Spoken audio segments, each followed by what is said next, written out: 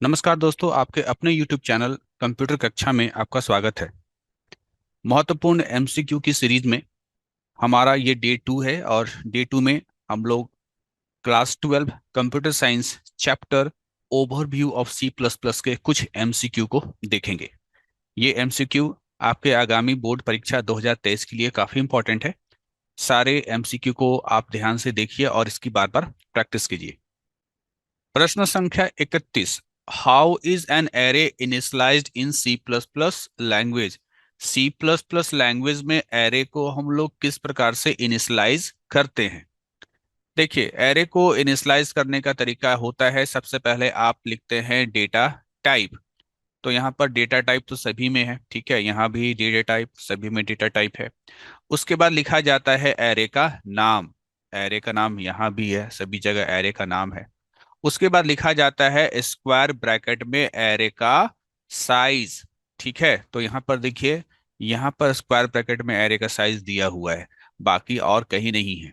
ठीक है, तो ये गलत हुआ, ये भी गलत हुआ, ये भी गलत हुआ। फिर इज इक्वल टू करके कर्ली ब्रेसेस के भीतर हम लोग जो है एलिमेंट को लिखते हैं, जिस एलिमेंट को आपको एरे में स्टोर करना है।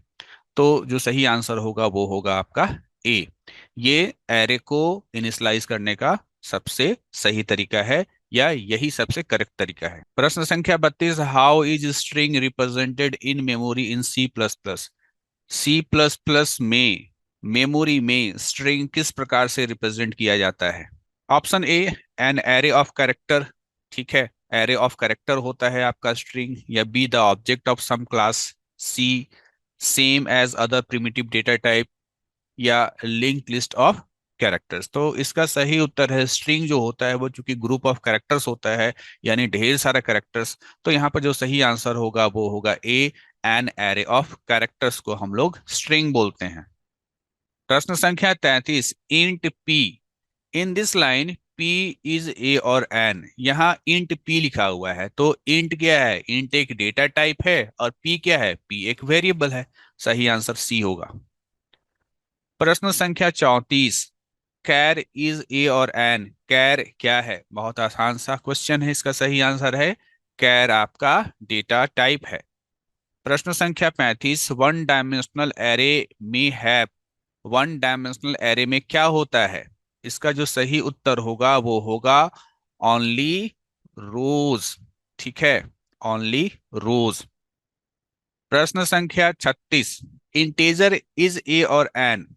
इंटीजर क्या है? यहाँ आपको थोड़ा सा ध्यान देना होगा, आप थोड़ा कंफ्यूज भी कर सकते हैं कुछ ऑप्शंस को लेकर के। ए कहता है कि इंटीजर जो है वो ब्यूल्ट इन डेटा टाइप है। बी कांस्टेंट है। सी डिराइव्ड डेटा टाइप है। या डी वेरिएबल है। इसका जो सही उत्तर होगा वो होगा इंटीजर इज अ कांस्टेंट। ठीक है, कुछ लोग कंफ्यूज कर सकते हैं ऑप्शन ए को लेकर के, तो ध्यान लीजिए।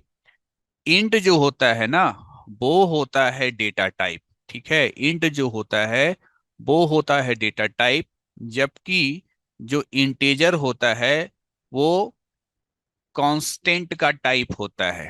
ठीक है, कांस्टेंट वैल्यूज जो होते हैं उसका टाइप होता है आपका इंटीजर। तो इंटीजर इज ए और एन कांस्टेंट होगा।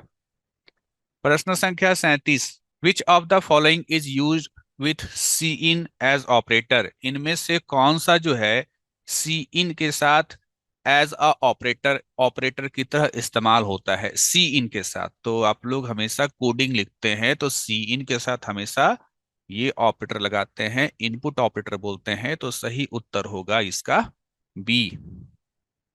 प्रश्न संख्या 38। If blank else statement can be replaced by which operator. ठीक है, यहाँ पर ये ज्यादा डॉट हो गया, यहाँ पर ये इफ एल्स के बारे में कहा जा रहा है कि इफ एल्स स्टेटमेंट जो है किस ऑपरेटर के द्वारा रिप्लेस किया जा सकता है, यानी कौन सा ऑपरेटर को इस्तेमाल कर सकते हैं इफ एल्स के बदले। सवाल आपसे यहाँ पर यह पूछा जा रहा है कि इफ एल्स स्टेटमेंट के बदले आप कौन सा ऑपरेटर का इस्तेमाल कर सकते हैं। इसका सही उत्तर होगा कंडीशनल ऑपरेटर। कैसा होता है कंडीशनल ऑपरेटर? क्वेश्चन मार्क और कोलोन, इसको कंडीशनल ऑपरेटर बोलते हैं। प्रश्न संख्या 39। A switch construct can be use with which of the following types of variables. आपसे यहाँ पर यह कह रहा है कि आप स्विच का इस्तेमाल करते हैं, ठीक है, स्विच लिखते हैं, यहाँ पर जनरली आप कोई वेरिएबल लेते हैं, ठीक है, वेरिएबल लेते हैं। उसके बाद ये स्विच का क्या होता है, बॉडी होता है। तो आपसे यहाँ पर यह कह रहा है कि यहाँ जो वेरिएबल होगा वो किस टाइप का आप इस्तेमाल कर सकते हैं।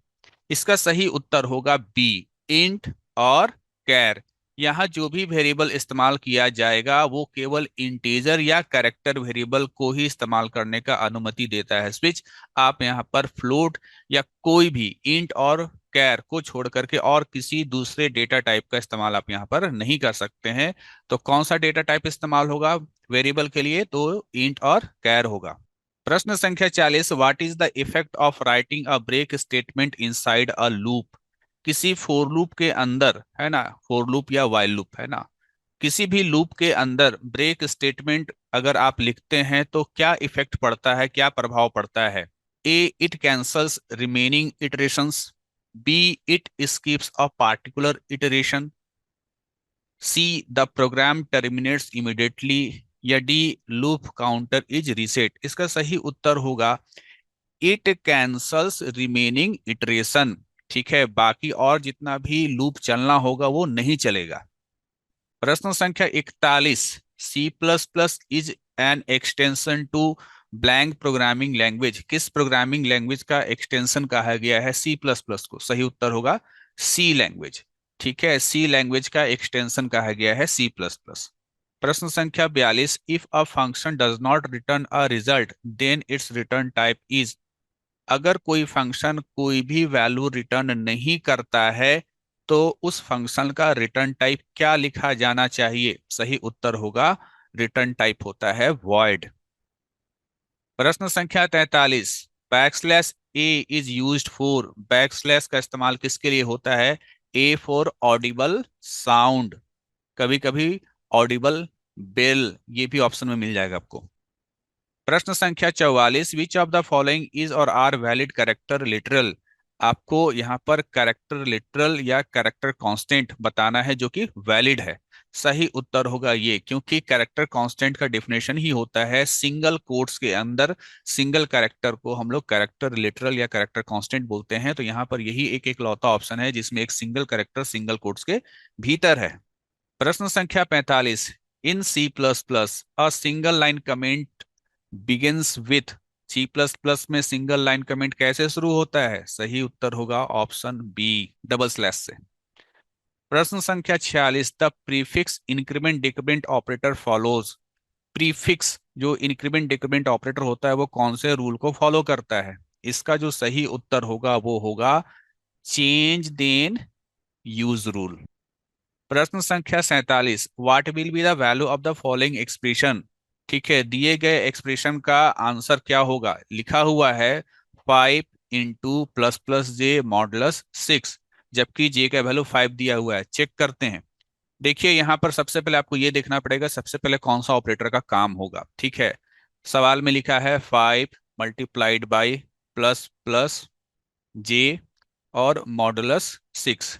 सबसे पहले ब्रैकेट का काम होता है। ठीक है, ब्रैकेट में आइए, यहाँ पर दो चीज मिल रहा है, मल्टीप्लिकेशन और इंक्रीमेंट ऑपरेटर। तो सबसे पहले इंक्रीमेंट ऑपरेटर का काम होता है, इसको प्रियोरिटी बोलते हैं ना। सबसे पहले प्लस प्लस का काम होगा। तो जे का जो वैल्यू 5 था वो 5 से क्या हो जाएगा, प्लस प्लस होकर 6 हो जाएगा, यानी 5 × 6 मॉडुलस 6। अब 5 और 6 को मल्टीप्लाई करते हैं तो 30 आता है। 30 मॉडुलस 6। मॉडुलस का मतलब ये होता है कि 30 को आप 6 से भाग दीजिए और शेषफल कितना आया। तो शेषफल कितना आया, 0 आया। ठीक है, तो ये जो ऑपरेटर है मॉडुलस ये शेषफल देता है, तो शेषफल कितना आया, 0 आया। तो सही आंसर होगा बी। प्रश्न संख्या 48, बहुत इजी क्वेश्चन है। A set of logical operator is. इसमें से लॉजिकल ऑपरेटर का सेट कौन सा है। तो इसका सही आंसर होगा सी, ये लॉजिकल ऑपरेटर का सेट है। प्रश्न संख्या 49, in C plus plus array index start from. C plus plus में एरे का इंडेक्स कहां से शुरू होता है, 0 से शुरू होता है। प्रश्न संख्या 50, what is the output of the following code fragment. यहाँ जो कोड दिया हुआ है उसका आउटपुट बताना है। यहाँ पर केवल आप एक चीज पे ध्यान देना, ये तो पहले होगा नहीं, ये जो 0 है ये गलती से है।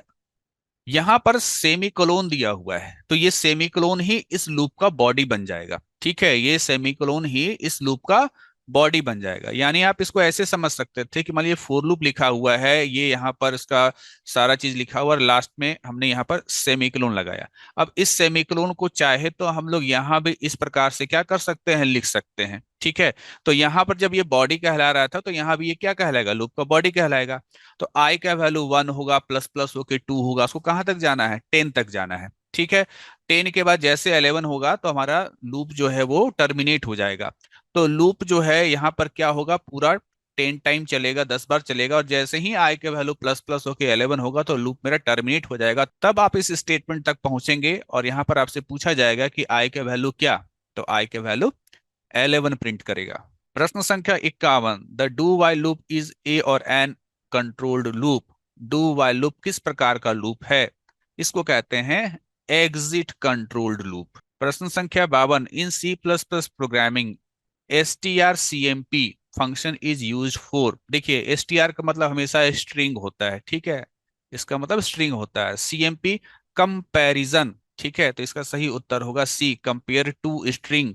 टू स्ट्रिंग को कंपेयर करने के लिए strcmp फंक्शन का इस्तेमाल होता है कि दो स्ट्रिंग आपस में बराबर है कि नहीं है। प्रश्न संख्या 53, which of the following is extraction operator in C plus plus. इसमें से कौन सा जो है एक्सट्रैक्शन ऑपरेटर है। ठीक है। एक होता है आपका इंसर्शन, ठीक है, इंसर्शन, इंसर्शन का संबंध जो है वो सी आउट से है। एक होता है आपका एक्सट्रैक्शन, एक्सट्रैक्शन का संबंध जो होता है वो सी इन से है। तो एक्सट्रैक्शन ऑपरेटर कह रहा है ना, तो सी इन के साथ कौन सा इस्तेमाल होता है, ये वाला इस्तेमाल होता है ना, आप देखते हैं सी इन के साथ ये इस्तेमाल करते हैं। तो सही जो आंसर होगा वो डी होगा, दिस इज एक्सट्रैक्शन ऑपरेटर। प्रश्न संख्या 54, which is not a loop structure. इसमें से कौन सा लूप नहीं है। ठीक है, सही आंसर होगा रिपीट अंटिल। इस नाम का कोई लूप नहीं होता है, जबकि वाइल लूप होता है, डू वाइल लूप होता है और फोर लूप होता है। प्रश्न संख्या 55, which header file belongs to the function is upper. Is upper जो आपका फंक्शन होता है, ये किस हेडर फाइल से संबंधित है। इसका सही उत्तर होगा आपका C type dot H. C for होता है कैरेक्टर। तो ये थे overview of C plus plus chapter से संबंधित कुछ एमसीक्यू। स्टूडेंट्स ध्यान रखेंगे, overview of C plus plus से ज्यादा एमसीक्यू एग्जाम में आता है, इसीलिए ओवरव्यू सी प्लस प्लस का प्रैक्टिस आप लोगों को ज्यादा कराया जा रहा है, बहुत सारा क्वेश्चंस कराया जा रहा है। इसलिए आपको overview of C plus plus जो चैप्टर है, इसका जो सब्जेक्टिव यानी जो थ्योरी है उस पर भी आपको विशेष ध्यान देना है, और जो एमसीक्यू है उस पर भी आपको विशेष ध्यान देना है। मिलते हैं नेक्स्ट एमसीक्यू की सीरीज में, तब तक के लिए थैंक यू।